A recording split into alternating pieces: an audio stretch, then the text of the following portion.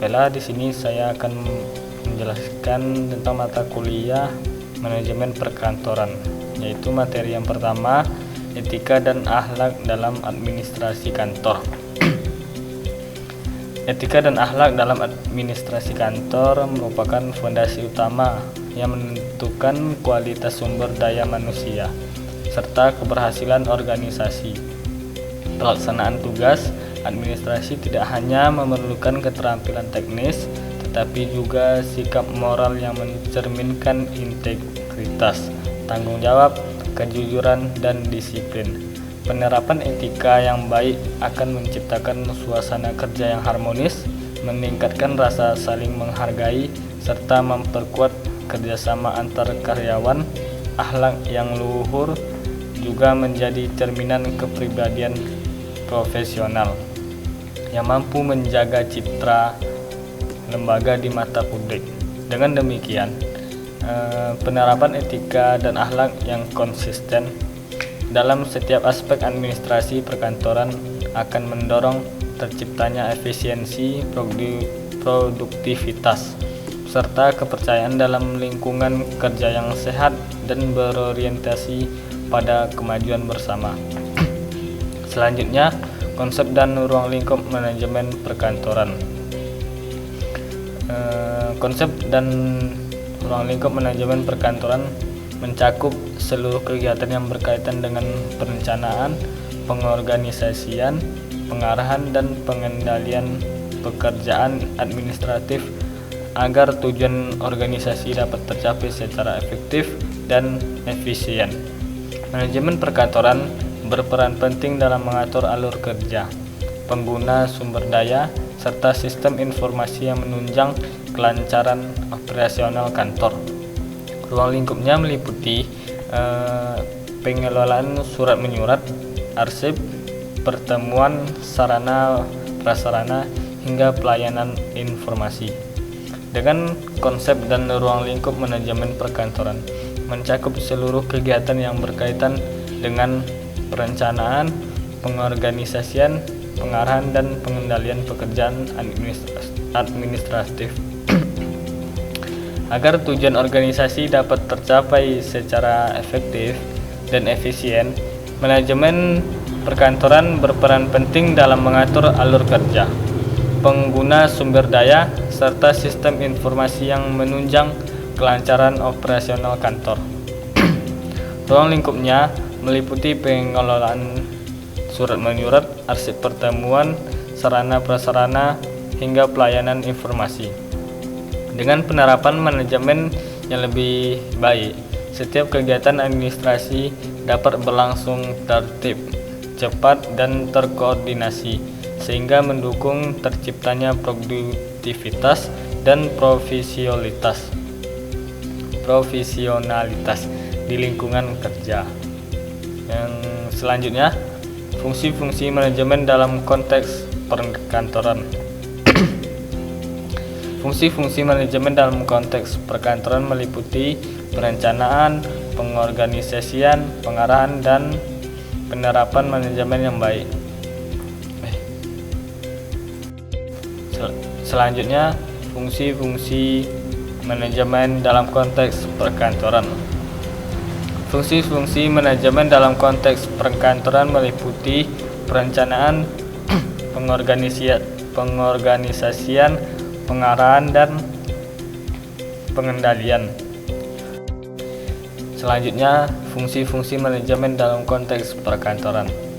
Fungsi-fungsi manajemen dalam konteks perkantoran meliputi perencanaan, pengorganisasian, pengarahan, dan pengendalian yang berperan dalam memastikan seluruh kegiatan administrasi berjalan efektif dan efisien.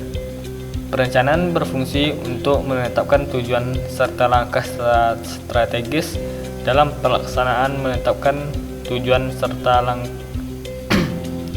langkah strategis dalam pelaksanaan pekerjaan kantor.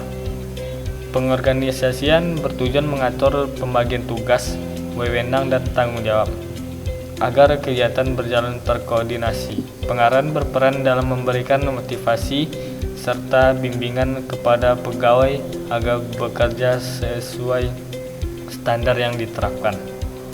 Pengendalian berfungsi memastikan bahwa pelaksanaan kegiatan sesuai dengan rencana, dan pengendalian yang berperan dalam memastikan seluruh kegiatan administrasi yang efektif dan efisien. Pengendalian berfungsi memastikan bahwa pelaksanaan kegiatan sesuai dengan rencana dan dapat mencapai hasil optimal. Penerapan keempat fungsi ini secara terpadu menciptakan sistem kerja yang produktif, teratur, dan profesional dalam lingkungan perkantoran.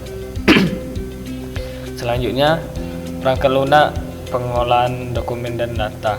Perangkat lunak pengolahan dokumen dan data memiliki peran penting dalam mendukung kegiatan administrasi perkantoran modern.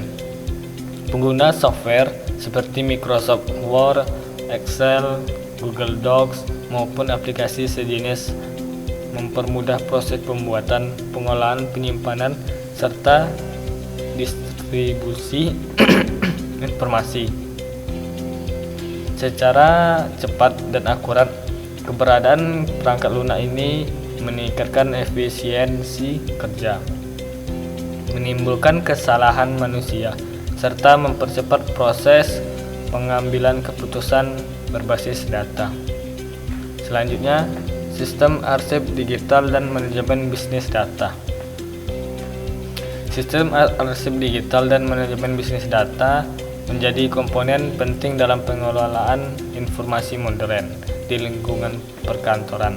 Penggunaan sistem digital mempermudah penyimpanan, pencarian, dan pemeliharaan data secara efisien, serta mengurangi risiko kehilangan dokumen. Selanjutnya, identifikasi masalah administrasi dan teknik analisis akar masalah atau root cause analysis.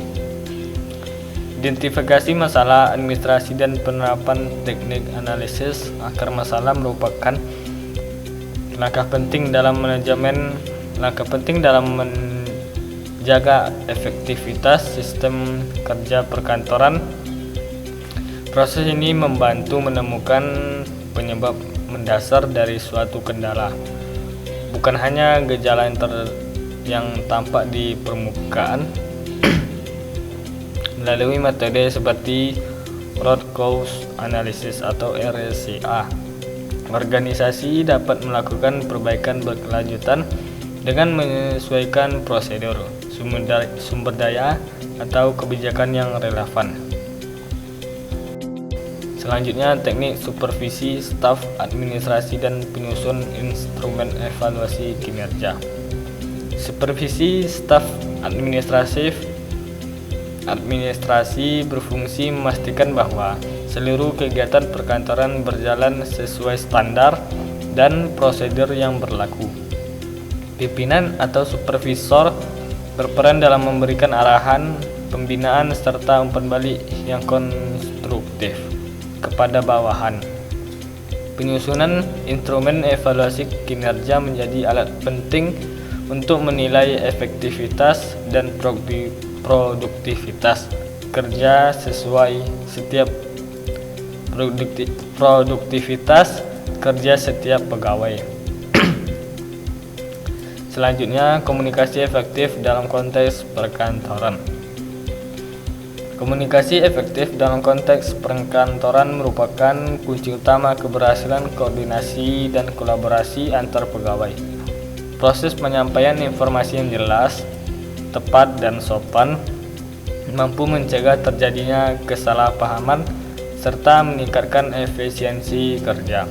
Komunikasi yang baik juga memperkuat hubungan antar individu, menciptakan suasana harmonis, dan mempercepat penyelesaian tugas.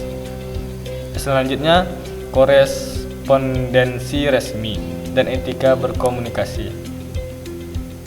Korespondensi resmi mencerminkan identitas dan kredibilitas suatu lembaga. sehingga memerlukan ketepatan bahasa, format, dan etika berkomunikasi. Setiap surat atau dokumen yang dikirim harus disusun secara formal, singkat, jelas, dan sesuai tujuan administratifnya. Selanjutnya, perencanaan kebutuhan SDM dan sarana prasarana. Perencanaan kebutuhan sumber daya manusia dan sarana prasarana merupakan aspek penting dalam menjamin kelancaran operasional kantor. Analisis kebutuhan dilakukan agar jumlah, kompetensi, dan penempatan pegawai sesuai dengan beban kerja yang ada. Selanjutnya, penganggaran dan alokasi sumber daya kantor. Penganggaran dan alokasi sumber daya kantor berfungsi sebagai dasar pengelolaan keuangan yang efektif dan transparan.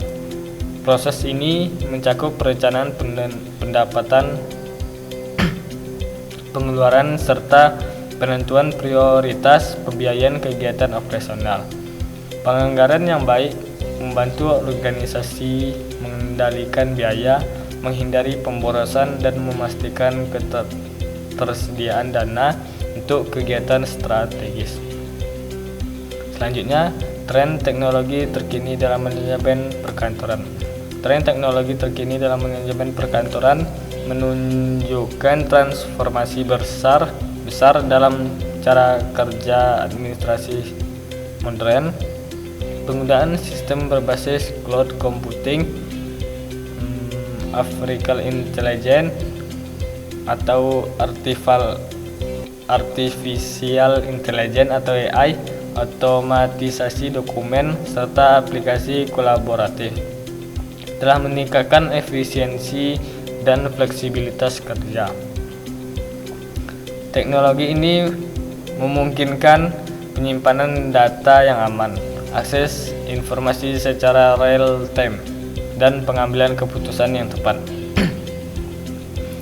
Baiklah, itu tadi sedikit penjelasan materi. Apabila terdapat kesalahan, mohon dimaafkan. Sekian, terima kasih. Assalamualaikum warahmatullahi wabarakatuh.